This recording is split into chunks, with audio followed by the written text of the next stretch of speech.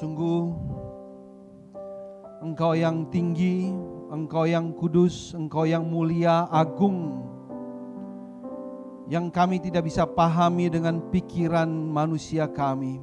Engkau sudi menyatakan dirimu kepada kami yang tidak layak, penuh dosa, lamban belajar, kebodohan kami yang sombong. Namun Engkau mau menyatakan dirimu kepada kami ya Tuhan, supaya kami bisa memuji Engkau dan mencicipi sukacita kekal itu. Sungguh kami bersukacita, sungguh kami merasa sangat berharga di mata-Mu. Walaupun dunia orang lain melihat kami kecil, karena kami tidak memiliki apa-apa, karena kami tidak memiliki kemampuan apa-apa, tapi di mata-Mu Tuhan, Engkau mengirim anak-Mu untuk mati buat kami, supaya kami bisa mencicipi sukacita kekal itu. Dan pagi hari ini, di dalam puji-pujian, kami boleh mencicipi sukacita itu ya Tuhan. Sungguh kami merasa sangat berharga di mata-Mu. Kami mau mengalami ini terus-menerus dalam kehidupan kami ya Tuhan. Karena Engkau berikan ini dengan cuma-cuma.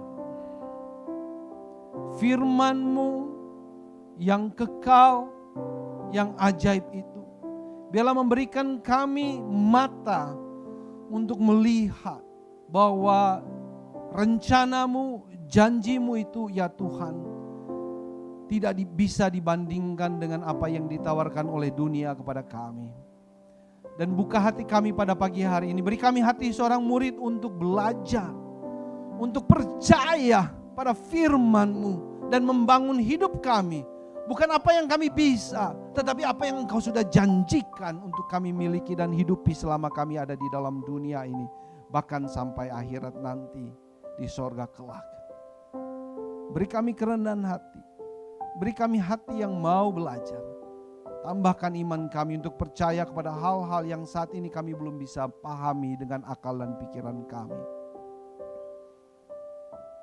Sucikan kami, ampuni setiap dosa kami yang menghalangi kami untuk mengecap indahnya firman-Mu, manisnya firman-Mu ya Tuhan. Berfirmanlah kepada kami pada saat ini. Kami mau mengunyah firman-Mu dan merasakan manisnya. Dan biarlah kami dipenuhi oleh hikmat surgawi. Di dalam nama Tuhan kami Yesus Kristus Allah yang hidup, kami berdoa. Amin. Silakan duduk.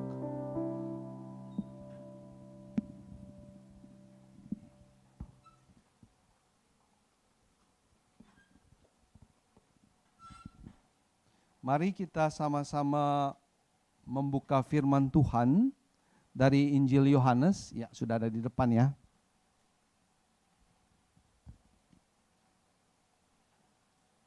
Satu ayat saja, mari kita membacanya bersama-sama. Injil Yohanes pasal 14 ayat 23.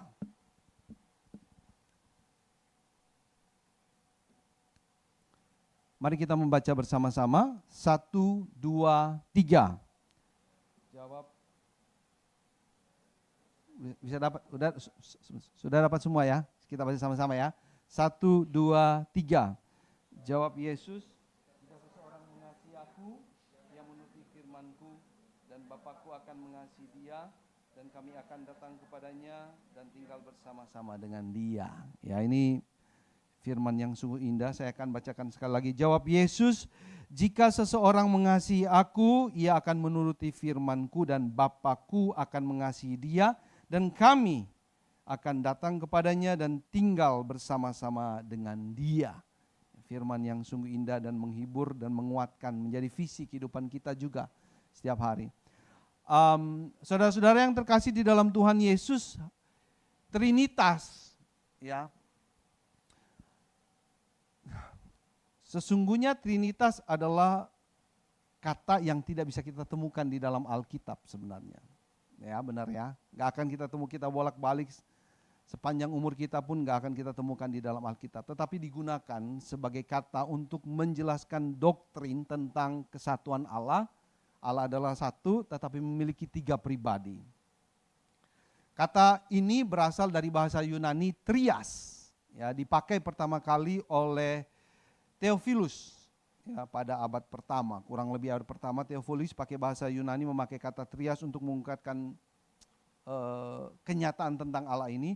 Lalu kemudian dalam bahasa Latin oleh Tertullianus ya, pada tahun 200-an untuk menyatakan doktrin. Nah, doktrin ini berbicara tentang satu, bahwa Allah itu esa, ya, seperti yang dinyatakan oleh Alkitab, Allah itu esa, bahwa hanya ada satu Allah. Tapi juga mengungkapkan bahwa di dalam Allah yang satu ini kita memiliki 3 pribadi, yaitu Allah Bapa yang menciptakan alam semesta dan berbeda dari Allah Anak dan Allah Roh Kudus. Lalu kedua, Allah Putra, Allah Anak yang berbeda dari Allah Bapa dan Allah Roh Kudus. Dan yang ketiga, Allah Roh Kudus yang berbeda dari Allah Bapa dan Allah Anak. Mau dipikirkan dari awal sampai akhir pun kita tidak akan mengerti bagaimana memahami secara logika kita gitu ya. Dan sepanjang sejarah gereja dan sepanjang sejarah dunia ini, banyak orang berusaha untuk memahami tetapi tidak bisa memahami, bahkan kemudian menuduh kekristenan, orang Kristen percaya kepada 3 Allah gitu. Yang paling jelas di dalam bangsa kita ini aja, saudara kita orang Muslim mengatakan bahwa kita percaya kepada 3 Allah, dan doktrin ini menjadi batu sandungan sebenarnya buat mereka untuk percaya dan membuka kepada kita. Mereka menganggap kita sesat ya, karena buat mereka Allah itu cuma satu. Ya, tapi mereka menuduh kita percaya kepada 3 Allah sebenarnya. Saya tahu ada seorang anak pendeta, ya, papanya sangat setia melayani. Lalu kemudian dia memutuskan untuk sekolah teologi, untuk sekolah S2 ke Saat, tetapi di sana kemudian dia berubah. Ya. Dia berpindah ke agama yang lain, dan di dalam ceritanya dia mengatakan bahwa dia bergumul tentang doktrin ini, Allah itu Allah 3 tapi 1, dan dia tidak bisa mendapatkan solusinya. Bagaimana bisa memahami ya, hal ini, dan oleh karena itu dia berpindah agama gitu ya, meninggalkan kekristenan karena dia enggak, bagaimana ini bisa dipahamin gitu ya. Dan sebenarnya sepanjang sejarah gereja banyak yang disebut sebagai ajaran sesat ya, karena mereka gagal memahami. Dan yang belakangan ini yang viral di media sosial itu Kristen progresif ya. Ya, itu sebenarnya juga karena tidak bisa memahami sebenarnya tentang Tritunggal ini sebenarnya. Kenapa? Karena sebenarnya Kristen progresif itu mendasari ajarannya itu di mana? Di dalam faham liberalisme sebenarnya. Ya, yang muncul pada abad pencerahan. Ya, kurang lebih abad 17-18. Di sana ketika abad pencerahan itu berarti bahwa ketika orang sudah mulai mengedepankan logika dan semuanya ya. Lalu kemudian Alkitab itu kehilangan otoritasnya karena banyak hal di dalam Alkitab yang tidak bisa dipahami. Dan oleh karena pada waktu itu orang itu meninggikan akal dan pikirannya karena kemajuan teknologi pada waktu itu. Lalu kemudian di dalam penafsiran firman Tuhan pun orang mulai memakai akal dan pikirannya dan kemudian memilih. Ya. Dan mundur jauh ke belakang sebenarnya pada awal-awal abad kedua ketiga itu muncul banyak sekali ajaran yang tidak mengakui bahwa Yesus adalah Tuhan dan manusia, 100% Tuhan, 100% manusia. Artinya tidak mengakui Tritunggal sebenarnya ya.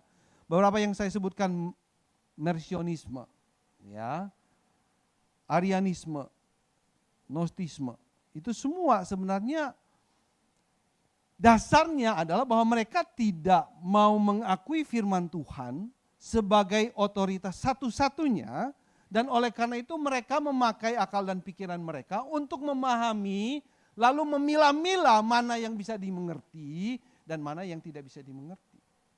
Dan mereka yang penganut ajaran Mersionisme, Arianisme ini sebenarnya tidak purely memakai ajaran Alkitab, tetapi mereka memakai pola pikir kepercayaan mereka yang dulu. yang Yunani itu ya, yang memikirkan, yang percaya bahwa tubuh itu jahat dan roh itu baik. Dan oleh karena itu tidak mungkin Yesus itu memiliki tubuh manusia. Karena nggak mungkin dia yang kudus bersatu dengan yang jahat, tubuh ini. Dasarnya ini kemudian dimasukkan ke dalam Alkitab. Dasar pemikiran ini kemudian mereka memakai pemikiran atau worldview ini untuk menafsirkan firman Tuhan, dan itu nggak bisa masuk gitu. Dan jadi sepanjang sejarah gereja ini sebenarnya sudah banyak sekali ajaran-ajaran yang tidak bisa mengerti tentang Trinitas ini sebenarnya ya. Ya, jadi sulit untuk memahami ini. Dan ini membuktikan bahwa manusia itu dari pihak manusia, kepintarannya, kekuatannya itu mereka nggak bisa memahami tentang doktrin ini. Ada sebuah cerita menarik sebenarnya, ya. Dikisahkan bahwa ketika Agustinus sedang bergumul dan memikirkan tentang doktrin ini, lalu dia menjalan-jalan, ya, dan dia jalan-jalan ke pinggir pantai, dan di sana kemudian dia melihat seorang anak sedang menggali lubang, ya, lalu dia ambil timba, dia masukkan air laut ke dalamnya. Dia lihat, ya, anak ini melakukan itu berulang-ulang, lalu Agustinus itu pingin tahu apa sebenarnya yang ada di dalam benak anak ini gitu. Lalu dia tanya kepada anak, "Nak, kamu sedang apa?" gitu. Dia bilang, "Saya sedang berusaha memasukkan seluruh air di samudra ini ke dalam lubang yang kecil ini." Si Agustinus mikir, mana mungkin itu terjadi? Yang membatin di dalam hatinya gitu. Mana mungkin ini bisa gitu ya, lubang yang kecil itu menampung seluruh samudra raya gitu. Tapi setelah itu dia jalan terus, dia kemudian menjadi sadar gitu, bahwa dialah anak kecil itu, ya, yang berusaha memasukkan kebesaran, kemuliaan Allah yang tidak taranya itu ke dalam pikirannya yang kecil itu. Ya. Dan ini kemudian Agustinus banyak menulis tentang Trinitas sebenarnya ya, dan pemikirannya sangat luar biasa. Salah satu, saya mengutip seorang bapak gereja juga yang menulis seperti ini, Anselmus dari Canterbury, dia menulis begini, "For I do not seek to understand in order that I may believe, but I believe in order to understand. For this also I believe that unless I believe I shall not understand." Atau dengan singkat dia katakan, saya harus percaya dulu supaya saya bisa mengerti. Ya, saya tidak bisa mulai dengan mengerti baru saya percaya. Jadi percaya dulu. Nah, saya pikir inilah kunci sebenarnya ya. Ketika kita berpusat kepada manusia, ya, berpusat kepada kepintaran kita, dan itu sebenarnya yang coba dilakukan sebenarnya oleh para teolog-teolog. Enggak salah juga ya, bagaimana kemudian membuat analogi tentang Trinitas, ya. Seperti seorang bapak, tapi dia juga adalah seorang pemimpin perusahaan, dan dia juga adalah seorang mahasiswa misalnya, atau kopi 3-in-1, dan banyak sekali analogi yang lain. Tadi sempat dibahas oleh Fumuse di KU gitu ya, boleh didengar ya. Orang berusaha memakai analogi-analogi seperti ini untuk memberikan paham, tapi setiap analogi itu punya kekurangan, tidak bisa secara sempurna menyatakan kebenaran dari Trinitas ini sebenarnya. Karena Trinitas ini bukan tentang logika, dan juga bukan tentang matematika, 3 menjadi 1, 1 menjadi 3 dan seterusnya. Bukan tentang logika dan juga bukan tentang matematika sebenarnya. Dan menurut saya, kalau kita memulainya dari sana, kita nggak akan maju. Kita tidak akan bertumbuh di dalam iman kita. Pengajaran yang bersumber pada firman Tuhan ini tidak akan menjadi makanan buat jiwa kita. Dan oleh karena itu, kita harus memulainya dari mana? Dari iman. Seperti kata Anselmus tadi dari Canterbury, iman mendahului pengetahuan, atau iman itu kemudian mencari pengetahuan. Tanpa iman kita tidak akan pingin tahu tentang Tuhan itu. Tidak akan gitu. Kita memerlukan iman untuk mencari tahu tentang Tuhan. Dan oleh karena itu 2 hal yang perlu kita miliki, iman dan firman Tuhan, sebagai dasar dari memahami itu enggak. Kita mulai dari iman dulu. Nah, iman itu melampaui pengetahuan, tetapi juga sebenarnya berdasarkan pada pengetahuan. Yang saya maksudkan adalah iman itu melampaui pengetahuan dalam arti bahwa iman itu pertama-tama diberikan oleh Tuhan. Iman bukan dalam arti percaya saja, tetapi punya relasi dengan Tuhan. Karena iblis pun percaya dan mereka gemetar ya kepada Allah. Tapi di sini kita percaya dan memiliki relasi dengan Tuhan dan itu diberikan kepada kita. Pertama-tama diberikan kepada kita. Dan kita percaya bahwa Allah itu berkarya di tengah-tengah kita. Dan iman itu menjadi bukti bahwa Allah ada, berkarya dan mengasihi kita. Setiap orang beriman memiliki hal ini. Tapi iman juga itu kemudian membutuhkan pengetahuan. Kenapa? Karena iman itu kemudian semacam memiliki rasa lapar sebenarnya akan Allah. Dan dia akan mencari tahu tentang Allah itu.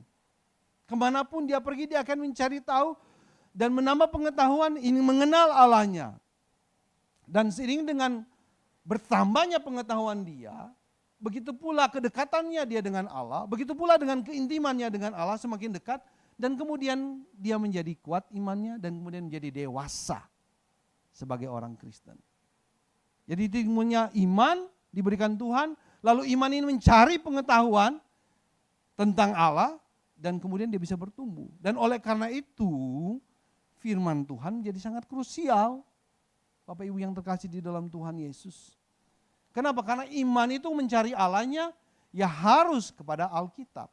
Dan dia percaya bahwa Alkitab itu adalah firman Tuhan. Kenapa? Karena Alkitab itu sebenarnya penyingkapan diri Allah. Allah yang menyingkapkan dirinya kepada kita dan itulah yang ditulis di dalam Alkitab. Jika kita percaya bahwa Alkitab adalah firman Tuhan, maka kita akan memulai perjalanan iman kita dengan satu pengakuan bahwa Allah berfirman kepada kita melalui Alkitab. Primarily. Ya, harus dari sana. Allah mengungkapkan dirinya kepada kita di dalam firman Tuhan Alkitab. Jadi bukan kita yang mencari teka-teki sana dan sini dan kemudian berspekulasi sana dan sini. Tetapi kita harus kembali kepada Alkitab. Kenapa? Karena Allah mewahyukan dirinya. Dia menyatakan dirinya. Kita tidak mungkin bisa mencapai Allah kecuali dia datang dan mengungkapkan dirinya kepada kita semua. Begitulah Allah menyatakan dirinya kepada kita. Dan ini menjadi sebuah perjalanan hidup yang indah. Ketika kita berjalan, sebagai orang beriman, kita berjalan bersama dengan firman Tuhan. Dan firman Tuhan akan mengungkapkan siapakah Allah itu sebenarnya. Dan firman Tuhan mengungkapkan dengan jelas bahwa Allah itu Esa. Dan firman Tuhan juga mengungkapkan dengan jelas bahwa Allah itu 3 pribadinya. Dan kita membaca itu di dalam Perjanjian Lama dan Perjanjian Baru. Jadi iman dan wahyu Allah adalah hal yang mutlak dimiliki oleh orang kalau dia mau memahami tentang Trinitas. Trinitas sebenarnya simply satu kebenaran yang dinyatakan oleh firman Tuhan. That's it. Kamu baca di dalam Perjanjian Lama dan terutama di dalam Perjanjian Baru semakin jelas bahwa Allah itu adalah satu, tapi juga memiliki 3 pribadi. Jadi saya tidak akan masuk secara dalam bagaimana tentang Allah 3 pribadi ini. Ya, tetapi yang perlu kita ingat bahwa kita itu memulai perjalanan kita bersama dengan Allah Trinitas dengan mendapatkan berkatnya terlebih dahulu, baru kita mulai memahami sedikit demi sedikit. Sama seperti seorang anak ya, yang lahir di dalam sebuah keluarga yang mengasihi dia tidak mengerti sebenarnya kasih papa mama itu seperti apa sih. Yang dia tahu adalah sekarang dia menikmati kebaikan orang tuanya. Lalu semakin dia bertambah besar, semakin dia bertambah dewasa, semakin dia mengerti, baru dia memahami seperti apa sebenarnya kasih orang tua itu. Jadi dia menikmati dulu, baru dia memahami kemudian. Saya pikir itulah Trinitas. Dan kita mengalami itu sebenarnya. Kenapa? Karena kita dibaptis di dalam nama Allah Bapa, Allah Anak, dan Allah Roh Kudus, ya kan? Sebelum kita benar-benar memahami apa sih Allah Anak, Allah Bapa, Allah Anak, Allah Roh Kudus, kita sudah dibaptis. Kita sudah dimasukkan ke dalam relasi Tritunggal ini sebenarnya. Yang tadi firman Tuhan kita katakan. Kita sudah dimasukkan ke dalam relasi mereka bertiga. Kita juga mengakui, tiap minggu kita melakukan pengakuan iman rasuli. Dan itu menggambarkan Allah Trinitas. Nah, saya percaya loh kepada Allah Trinitas. Walaupun kita belum benar-benar mengerti. Tetapi kita sudah mengakuinya. Iya kan? Kita pun Setiap habis ibadah pun kita menerima berkat dari Allah Tritunggal, 2 berkat itu ya. Kita menerimanya gitu. Dan ketika kita berdoa, kita pun melibatkan Allah Tritunggal, kita berdoa kepada Bapa di dalam nama Yesus dengan kekuatan dari Roh Kudus. Jadi understandingnya belakangan, tetapi kita sebenarnya sedang berada di dalam persekutuan Allah Tritunggal itu sebenarnya. Saudara-saudara yang terkasih di dalam Tuhan Yesus. Dan oleh karena itu, walaupun kita tidak bisa mengerti, tetapi Allah Tritunggal itu yang kita butuhkan. Seperti yang dikatakan oleh Paulus sebenarnya di Efesus 3. Dia berdoa untuk jemaat Efesus dan juga menjadi doa kita semua. Saya berdoa supaya jemaat mengenal betapa tingginya, dalamnya, lebarnya, panjangnya kasih Kristus yang walaupun melampaui akal dan pikiran, mereka bisa mengenalnya. Bagaimana kita memahami itu? Tetapi itu menjadi doa kita.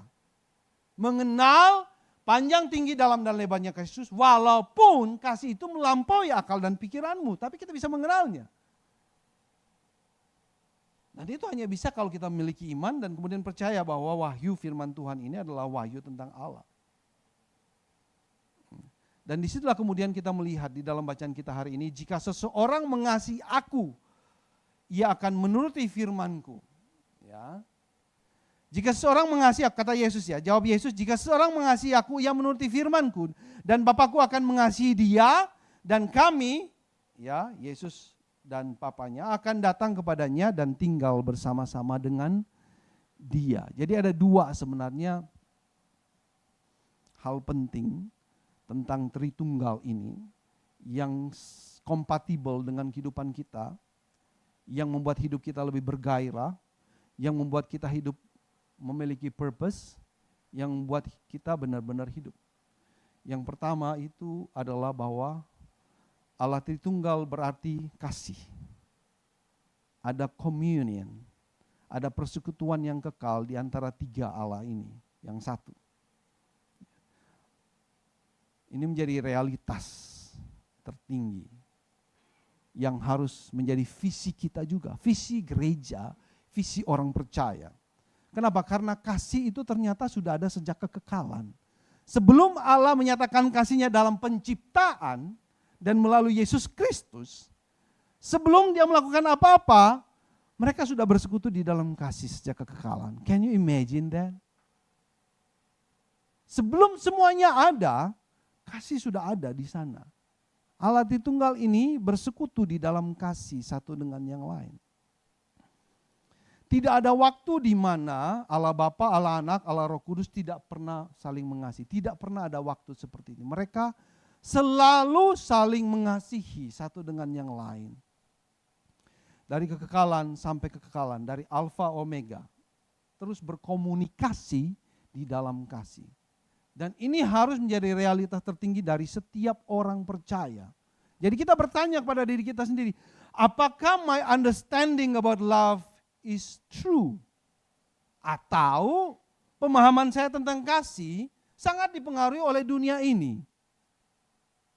Dan itu berarti kalau kita percaya kepada Allah Tritunggal, kita harus kembali seperti apa sebenarnya kasih yang diajarkan atau yang ada di antara Allah itu. Karena di sini Tuhan Yesus mengatakan bahwa kami akan datang kepadanya dan tinggal bersama-sama dengan dia. We are in the communion with the Trinity. Ini kan satu hal yang luar biasa. Waktu saya memahami ini, it kind of blow up my mind gitu. Siapa saya gitu? Kalau kita hidup dipimpin oleh iman, kebenaran ini akan sangat mengagetkan. Karena kita sungguh merasa bahwa aku enggak layak, tapi toh aku ada di antara komunion yang kekal itu gitu. Itu berarti standar hidup aku selama ini sangat cetek gitu. Karena sebenarnya visi kasihnya itu begitu tinggi gitu. Begitu luar biasa. Tetapi aku hanya hanya bergumul dengan perasaanku saja gitu. Yang sangat egois gitu. Dan sangat sempit sebenarnya wawasannya. Jadi oleh karena itu enggak salah sebenarnya kalau kita katakan bahwa kebutuhan dasar manusia itu sebenarnya kasih. Maslow mengatakan dalam hierarki kebutuhannya, kebutuhan manusia itu fisikal, makan minum gitu ya. Enggak salah juga sebenarnya. Tetapi kalau kita mau go to basic, more, sebenarnya kasih. Kenapa? Karena kita diciptakan di dalam gambar dan rupa Allah yang memiliki itu. Nah masalahnya adalah setiap manusia sudah terputus dari kasih Bapa, bukan? Karena dosa, itu masalahnya sekarang. Sehingga kemudian, ya kebutuhan dasarnya adalah makan dan minuman. Dan kalau kita kembali ke dalam keluarga, kita melihat, ya itu sebagai tanda kasih sebenarnya. Kalau anak-anak dikasih makan, itu tandanya bahwa papi maminya care dong sama dia gitu ya. Tapi sebenarnya, sejak bayi, sejak kecil, makan dan minum saja diberikan kepada anak tidak cukup. Benar nggak? Perlu ada apa? Perhatian, ciuman, pelukan. Perlu ada atau perlakuan lain yang harus dibarengi gitu. Iya kan? Berarti apa? Ya cinta itu sebenarnya menjadi kebutuhan dasar kita gitu ya. Dan itu akan menjadi pencaharian kita seumur hidup kita loh. Bapak Ibu yang terkasih di dalam Tuhan Yesus. Ketika kita mau mencari pengakuan dari orang lain, actually you need love. Pujian, pengakuan, jempol dari orang lain, actually you need love. Dan orang tua, karena dunia ini berdosa dan kita semua berdosa, hati kita somehow itu nggak bisa puas dengan kasih yang kita terima di dalam keluarga kita. Kenapa? Karena sebenarnya kita diciptakan kompatibel dengan Tuhan. Tuhan yang memuaskan cinta kita. Dunia ini orang tua seberapapun sempurnanya kasih orang tua itu, kita tetap merasa kita membutuhkan sesuatu lebih daripada itu. Coba renungkan itu. Jadi kasih yang sempurna dari orang tua, dari keluarga pun tidak bisa memuaskan kita. Kita akan terus mencarinya di dalam dunia ini. Dari teman-teman kita, dari pemimpin kita, dari orang-orang penting di sekeliling kita akan terus mencari sanjungan dari mereka. Dan sayangnya di kota-kota besar seperti Jakarta ini, orang sering menomorduakan relasi yang penuh kasih. Kenapa? Karena mereka lebih mengejar apa? Karir, money, posisi. Di kota-kota besar itu orang pace-nya cepat, bukan mengejar kasih, tapi mengejar apa? Mengejar karir. Jadi semacam tukar sebenarnya ya. Ada penukaran antara mengejar karir dan menduakan relasi yang intim dan penuh kasih. Orang menunda pernikahan karena merasa belum cukup uangnya. Itu menunjukkan apa? Ya karir duluan dong baru relasi, bukan. Orang menunda memiliki anak karena merasa belum cukup uangnya. Sebenarnya apa yang mau dikatakan? Ya relasi nomor 2, ya nantilah relasi yang intim. Kita lebih banyak mencari uang dulu. Sayangnya di dunia perkotaan seperti kita ini, kalau kita mau pikirkan, ya relasi yang penuh kasih itu menjadi nomor 2. Suami atau istri lebih banyak waktunya mengejar karir, capek, sakit karena kerja kan sebenarnya. Bukan karena relasi dengan istri atau dengan anaknya. Selain itu masih banyak kesalahan tentang kasih sebenarnya ya. Kasih yang egois, ketidaksetiaan, ya, salah mengerti, kasih yang salah mengerti, ya, kasih yang disalah mengertikan dengan romantisme. Dan masih banyak sebenarnya kalau kita mau melihat kasih. Karena kasih Allah kan tanpa pamrih sebenarnya ya. Kasih yang sejati yang Allah berikan kepada kita itu enggak menuntut balas sebenarnya ya. Itu just keluar dari hati yang luas, yang penuh kasih untuk mengasihi orang lain. Enggak perlu orang itu lovable baru saya mengasihi dia. Enggak perlu orang itu layak dikasih baru saya mengasihi dia. Itu kan sebenarnya kasih yang Allah ajarkan kepada kita ya kan. Kita perlu mengasihi semua. Kan gitu. Tapi banyak hal yang salah dan rusak. Dan itulah mengapa saya pikir kalau kita saja sedih ketika ada pertikaian, ketika kasih anak ditinggalkan dan semuanya, bagaimana dengan Allah sendiri sebenarnya? Apakah dia tidak sedih begitu ya? Ketika kita manusia terputus hubungannya dari dia ketika berdosa. Very sad sebenarnya. Kamu bisa ngerasain ya? Seorang yang communion, Allah menciptakan kita supaya kita ikut di dalam communionnya yang penuh kasih. Lalu kemudian manusia itu merasa atau mencurigai Allah, lalu memberontak kepada Allah, lalu dia keluar dari communion ini. Kira-kira yang menciptakan communion ini sedih enggak sih? It's very sad. Jadi kalau saya bayangkan Allah itu sedih sekali ya ketika Adam dan Hawa itu melakukan dosa dan memberontak keluar dari komunitas penuh kasih itu. Allah itu menjadi Allah yang sedih gitu. Itu satu pengalaman yang sangat tidak menyenangkan, sama seperti kita mengalami juga kalau kita broken heart, bukan? Banyak lagu-lagu yang bertemakan broken heart. Karena itu kenyataannya dan itu sangat menyedihkan dan Allah mengerti saya pikir. Dan oleh karena itulah Allah mengutus Yesus Kristus. Dan di dalam Efesus kita membaca sama-sama, kita melihat Efesus pasal 2 bahwa Yesus diutus oleh Allah itu,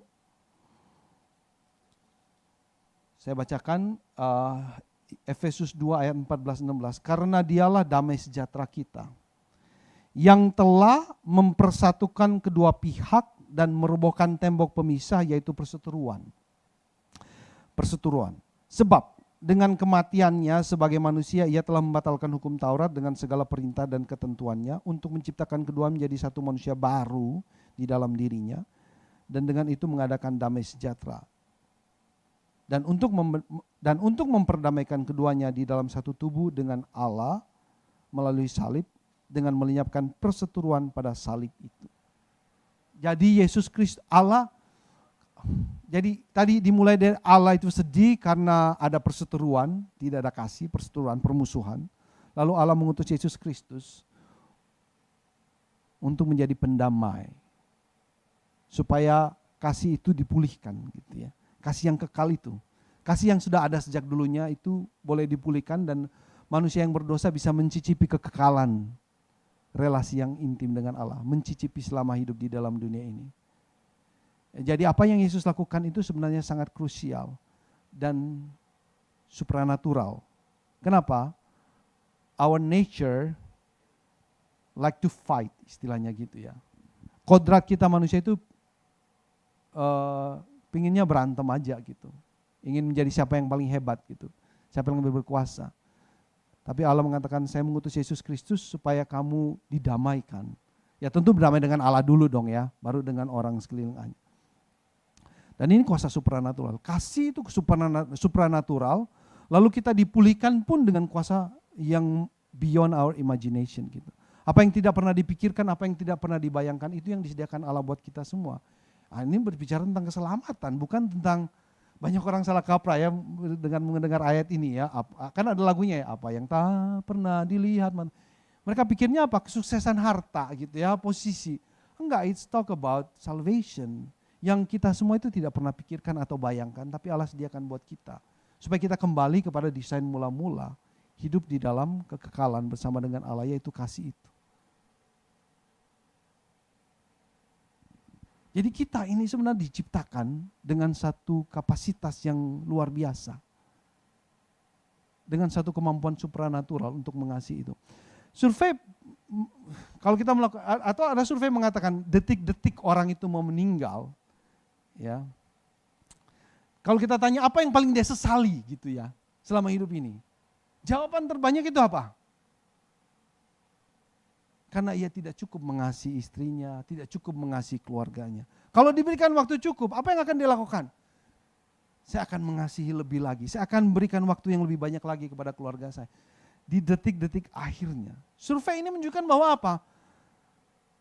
Kita itu diciptakan untuk saling mengasihi, sama seperti Bapa kita, pencipta alam semesta itu. Ini bukti yang sangat valid. Beberapa waktu yang lalu saya juga lihat foto video anak-anak saya waktu mereka 3-4 tahun.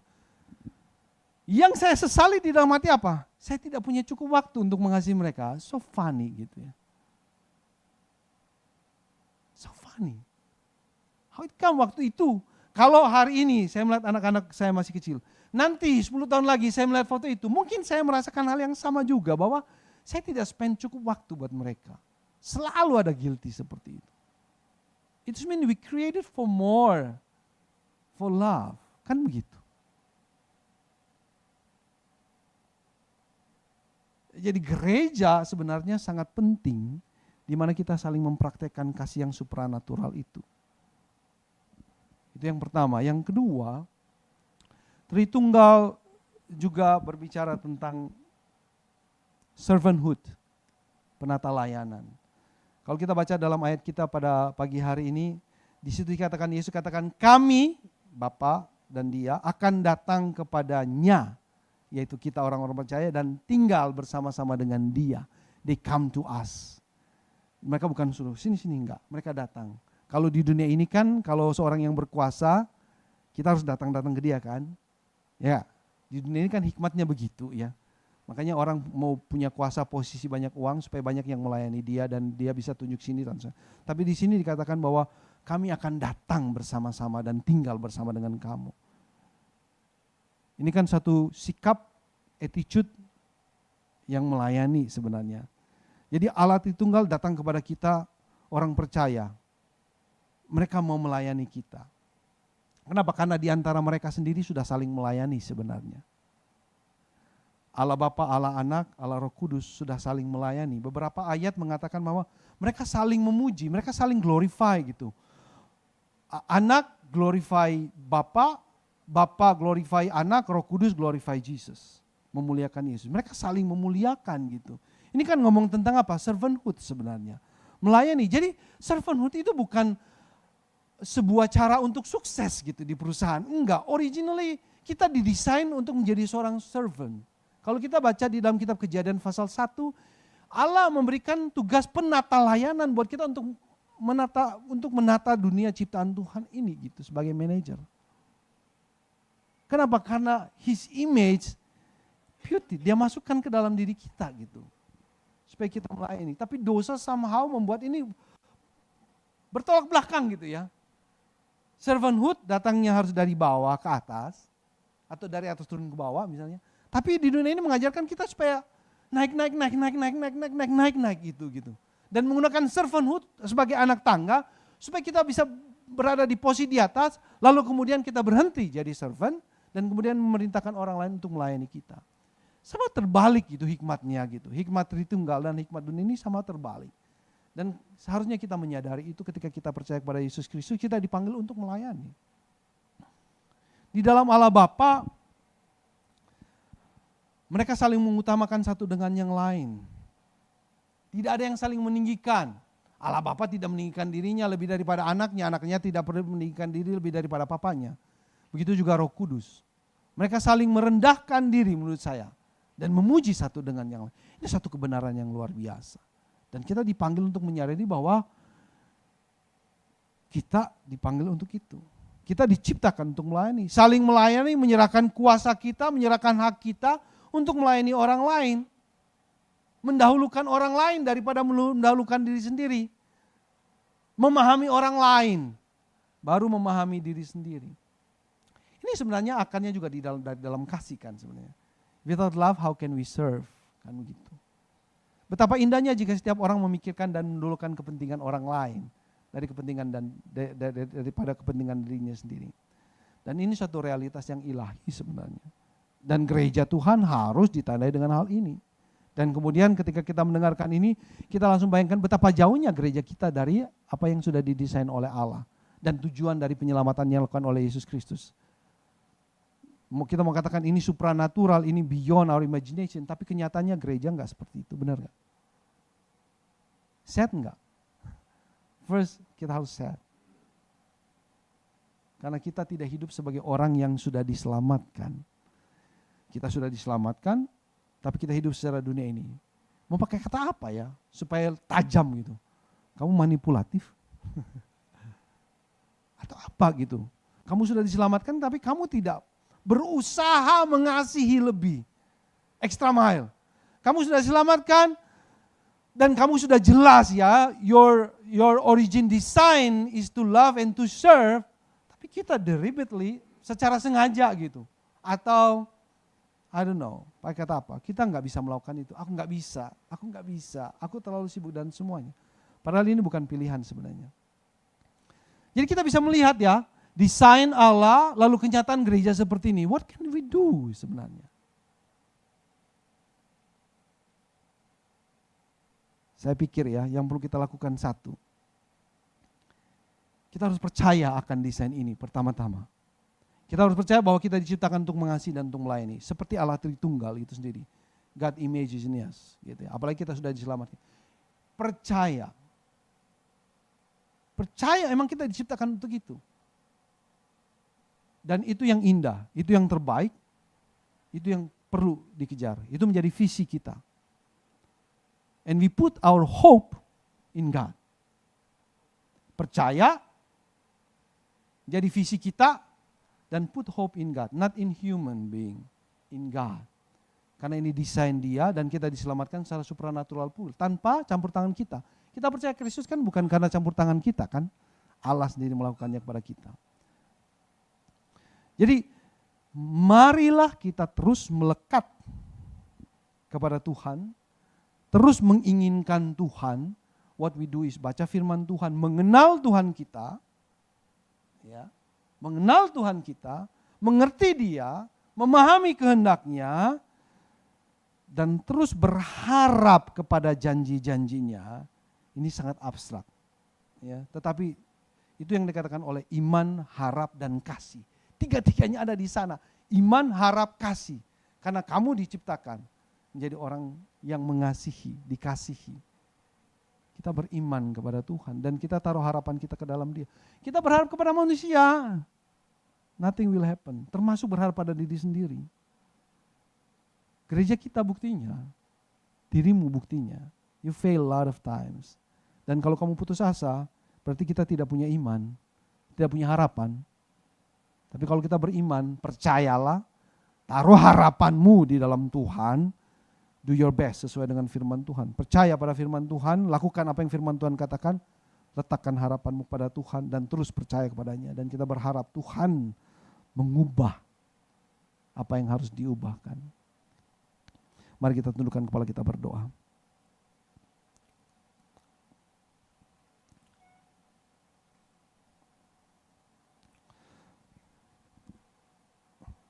Ampuni kami ya Tuhan. Jika selama ini kami menyebut diri kami orang beriman, tetapi iman kami hanya untuk hal-hal yang duniawi. Kami minta ini dan itu hanya untuk kelengkapan hidup di dalam dunia ini saja. Tetapi your agenda is out of our prayer list. Ampuni kami kalau kami kurang beriman dan menganggap perintah-perintah-Mu terlalu susah untuk dilakukan. Ampuni kami kalau kami tidak berharap kepada Tuhan dan mengandalkan kepintaran kekuatan kami sendiri. Ampuni kami ya Tuhan. Angkat kami dari kebiasaan-kebiasaan dunia ini yang membuat kami tidak bisa menikmati indahnya persekutuan dalam Trinitas.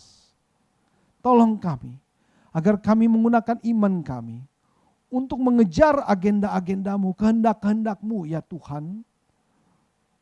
Untuk terus berharap kepadamu, bukan kepada manusia. Tolong kami, angkat kami, pimpin kami agar kami terus percaya kepadamu, berharap kepadamu dan celikan mata kami untuk melihat apa yang Kau kerjakan di antara kami ketika kami berharap percaya kepada Tuhan. Karena untuk memahami Engkau saja pikiran kami tidak mampu. Tapi kami percaya karena kami punya relasi dengan Engkau. Apa yang Kau lakukan di atas kayu salib oleh anak-Mu Yesus Kristus. Sungguh-sungguh melahirbarukan kami. Untuk melihat visi kehidupan yang berbeda dari dunia ini. Tolong kami Tuhan. Beri kami keberanian. Tolong kami ya Tuhan. Biarlah Roh Kudus terus berkarya di tengah-tengah kami. Tambahkan iman kami. Kuatkan iman kami ya Tuhan. untuk bisa mengasihi dan melayani dimanapun kami berada dengan suatu visi akan kehidupan yang Engkau berikan kepada kami semua. Terpujilah nama-Mu ya Tuhan, demi Yesus Kristus Allah kami yang hidup, kami sudah berdoa. Amin.